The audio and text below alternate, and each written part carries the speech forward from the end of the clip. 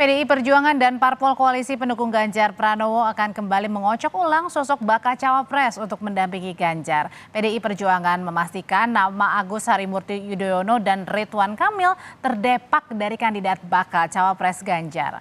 Sejauh ini nama yang masih masuk dalam bursa bacawa pres Ganjar antara lain adalah Menteri BUMN Erick Thohir, Menparekraf Sandiaga Uno, mantan Panglima TNI Andika Perkasa, dan Menko Polhukam Mahfud MD.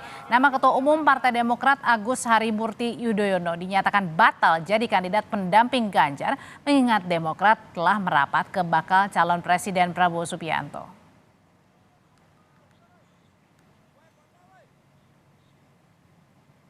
Ya, dengan perubahan dinamika seperti ini tentu saja akan ada perubahan-perubahan lagi. Nantinya kami akan segera melakukan rapat koordinasi dengan para ketua umum, juga dengan Ibu Mega terkait dengan perubahan dinamika politik yang sedang terjadi sekarang. Ya kan masih seperti nama-nama yang ada, Pak Erick Thohir, Pak Sandi Uno, Pak Andika, Pak Mahfud.